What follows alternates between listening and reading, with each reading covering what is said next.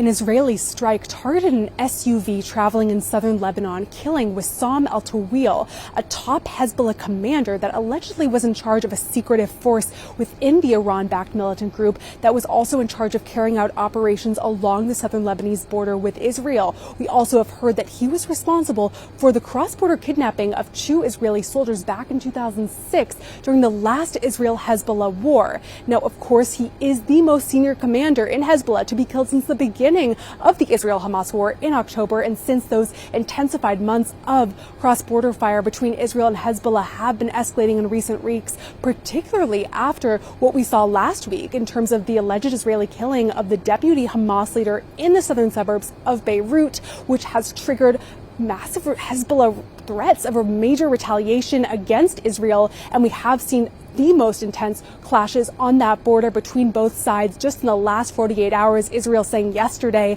that the day before, Hezbollah struck a sensitive air traffic control base in northern Israel. At the same time, we are hearing that there was another strike in Syria at Israel's northeastern border. Israel said that it killed a Hamas official that was in charge of firing rockets from Syria at northern Israel. Now, this is a bit confusing to us at the moment, as we do not have confirmation from our Syrian sources nor from the Hamas militant group. And as far as we know, there is no serious Hamas presence in Syria. But of course, this is the latest in a series of intensified Israeli strikes targeting Iran-linked militants, as well as supplies and arms and warehouses around the Middle East, which is raising fears again of another front opening in the region, even as civilian casualties are continuing to surge in the Gaza Strip. Despite the fact that we're hearing the Israeli military is withdrawing many of its troops and winding down its ground offensive in northern Gaza,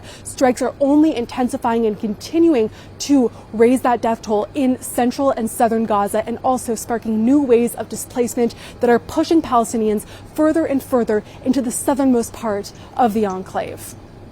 Isabel Debre with the Associated Press for CGTN in Jerusalem.